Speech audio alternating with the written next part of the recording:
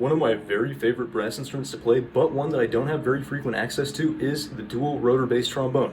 Of course, look what we've got in our hands today. This is the King 6B Duo Gravis model. This is an awesome horn and it's going to be an awesome review, so strap yourself in and stay tuned for more.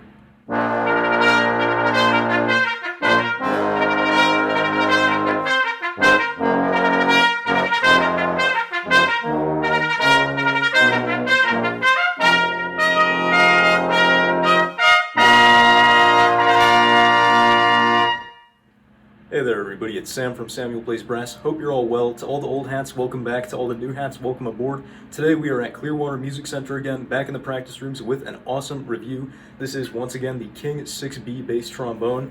It's a super fun horn to play and I've been having a lot of fun giving it some demos. A couple general tidbits about this trombone. The bell diameter is 9.5 inches. The bore size is 0.563 inches or a 563 bore. And overall, most people consider this King's first true bass trombone. They've made attempts at single rotor basses in the past, but those are questionable. This is a true bass trombone sized package, and you can tell when you play it. This particular instance dates back to somewhere between 1975 and 1980, according to the King serial number website. So this is a vintage horn that's been around the block a couple times, but it plays very well. Its playing state is more or less like new, even though you can tell there's some lacquer wear and whatnot. This is a dependent rotor bass trombone. You'll see two rotary valves there and two triggers in line right here, actuated by the left thumb. And when you see two rotors together like this and two valves set up in this configuration rather than both aligned to the to this tube here, that means you have a dependent system.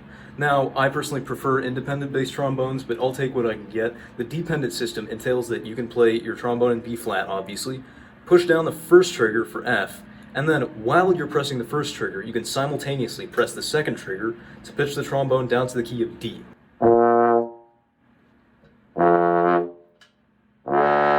So you can't use the second trigger on its own. Nothing happens. But if you use both of them together, you go all the way down to an open D. Single rotor basses, you cap out at C right at the very end of the slide, which is not fun. But on this type of trombone, you can play your low C's about here and your low B's here, and therefore you have a chromatic range from B flat to pedal B flat.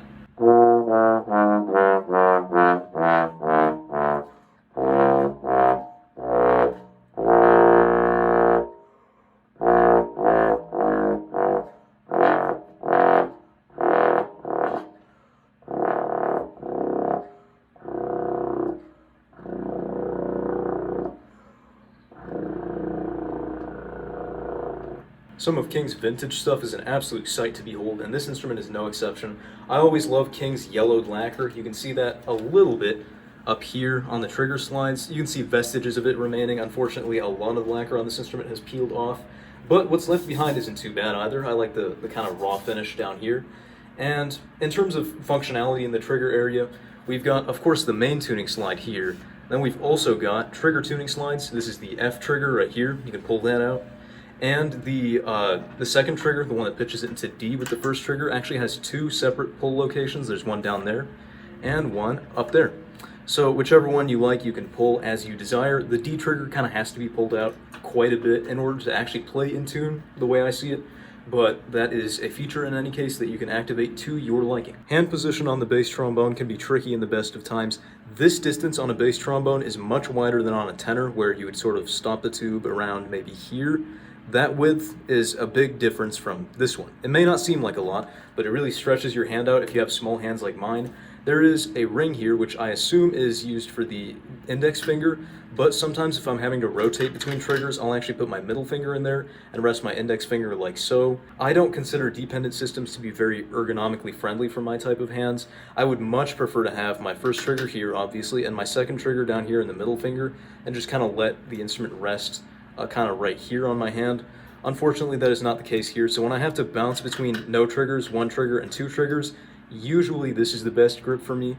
It's a little bit annoying, but what can you really do? It's still a fun horn to play nonetheless, and it's something that I'm sure you can get used to with enough practice. Over here on the business end of things, you can obviously see we've got two conventional circular rotors. They've got just metal arms attached to string linkages there that actuate like that. It's a pretty standard setup for the time. I know a lot of modern bass trombones use mechanical or mini ball linkages, but these are just your standard string. They work fine, there's not a lot of play in these valves, and they can easily be restrung as long as you know how to. This King 6B is great for orchestral work. I've been playing as many basically orchestral and symphonic excerpts as I can think of, just going through the literature, and they are all so fun. I am wowed by this horn. It's very, very free-blowing. It is a beefy horn with a beefy sound. The Mouthpiece, in case anyone's wondering, is a Conn 1.5G.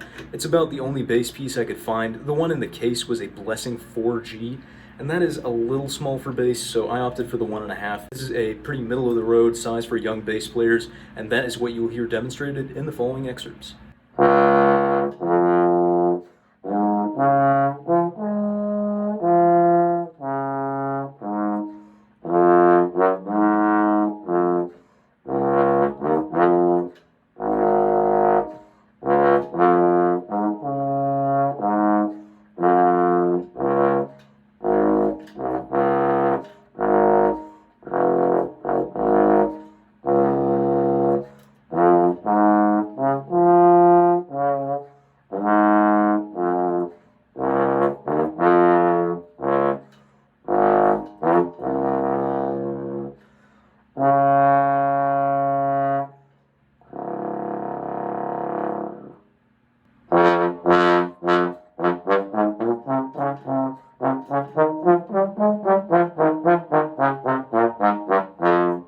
Every bass player wants to know about the blat factor, and boy, this instrument blats. So if you really push it to fortissimo, you can kind of feel the brass vibrate in your hands, and you can really get that crass ringing sound out of it. That's something I really like about bass trombone, something you don't really get with just about any other instrument. Bass trombone is very unique in that regard, and it is so much fun on this horn. I can't get enough.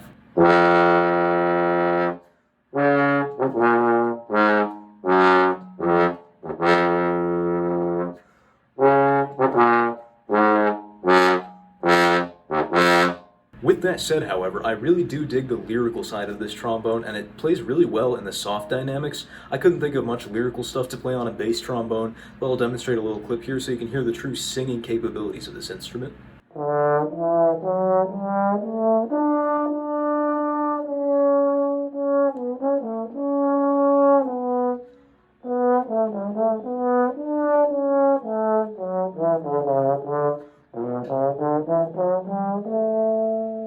All the trigger notes speak just fine. There's not a whole lot of stuffiness. I've played better Fs in first position, but with that said, there's no problem with this one particularly. I like to have my F trigger out a little bit, which can be an occupational hazard for that F in first. Sometimes you might feel like pushing in rather than lipping up. But in any case, that is a possibility. The trombone doesn't completely back up on you like some do in my experience. Trigger D, both triggers down, as long as you have that second trigger pulled out a little bit, boy, it's a real one. I personally prefer playing double trigger notes rather than single trigger out at the end of the slide. It's partially because reaching all the way out there with my tiny arms kind of warps my chops a little bit, but also partially just because I really like the double trigger response on this instrument. It really is something special, in my opinion. Perhaps some of the more astute among you will notice a contradiction between what I said in that last clip and the Valhalla excerpt I demonstrated. In that excerpt, I was playing the vast majority of my trigger D-flats with only the first trigger engaged and about in 6th position. Now, the reason for that is I really don't have very good muscle memory on my double trigger notes. I know D-flat should be kind of near 2nd position, somewhere in between 2nd and 3rd, but I'm really not very good at them. If I wanted to give you a good demonstration of that, I would just need to be better at this instrument.